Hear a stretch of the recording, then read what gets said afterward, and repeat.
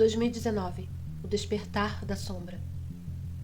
Foi um ano de fé inabalável, mas também de questionamentos profundos.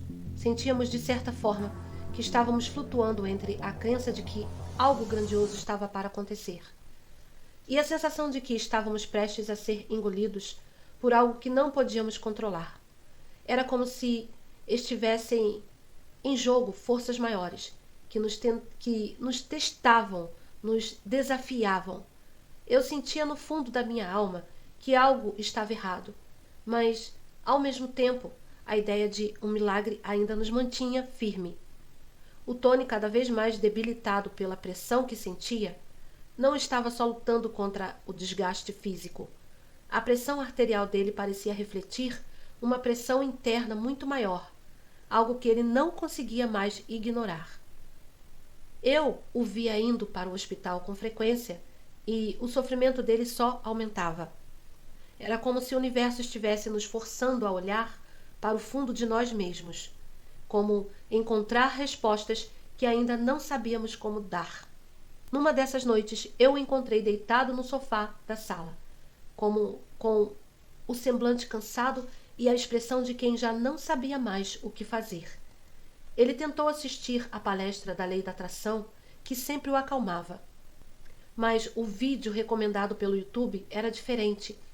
Era um tal de um professor Sandro, alguém que ele não conhecia, e como sempre, ele foi cético, reagindo imediatamente com desinteresse. Ah, que cara arrogante, pensou, desligando o vídeo. Mas algo no fundo de sua mente o fez voltar.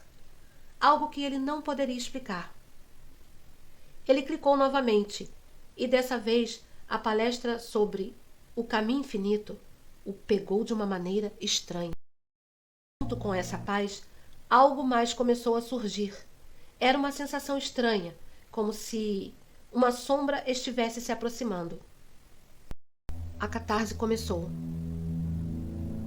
Eu, sem entender nada, comecei a ter pesadelos com onda gigante. O silêncio antes da onda. Os meses seguintes foram como andar sobre gelo fino. Tudo parecia calmo, calmo demais. Mas cada passo estalava de um jeito estranho, como se o chão fosse ceder a qualquer momento. O dinheiro ia acabando em câmera lenta. Pequenos luxos que antes passavam despercebidos, como um lanche na rua, a pizza do sábado à noite, um passeio no shopping, começaram a sumir. Mas o mais estranho não era o dinheiro sumindo. Era aquele peso invisível no ar, como se algo estivesse observando a gente. As ligações começaram. Números desconhecidos. Tocavam uma, duas vezes e desligava. Quando atendíamos, ninguém falava, apenas respiração. Na terceira vez, eu olhei para o Tony e perguntei: "Você sentiu?" Ele não respondeu, apenas olhou fixo para mim, como se já soubesse. E então vieram os pesadelos. Sonhos que se repetiam. Sempre o mesmo cenário. Uma praia pequena, cercada por morros de barro, eu, o Tony e as crianças juntos, de mãos dadas, e de repente o céu escurecia e uma onda gigantesca surgia no horizonte, avançando com uma força incontrolável para cima da gente.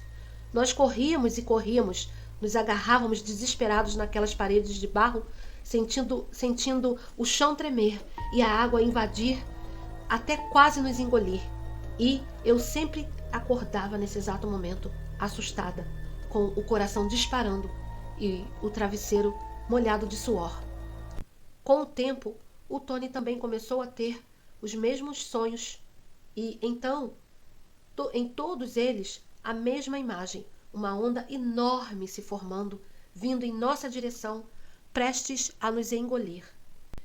Então, 2019 chegou como uma explosão silenciosa. Quando o cenário virou, eu senti uma sensação estranha no ar, como se a onda que nos ameaçava desde os sonhos tivesse finalmente tocado a areia. Estávamos dentro da tempestade e não havia mais como escapar. As perdas começaram pequenas, quase imperceptíveis, mas logo se tornariam grandes demais para ignorar. O primeiro golpe foi financeiro. Tony tentava, de todas as formas, salvar a empresa, mas as contas estavam aumentando e os contratos começaram a encolher.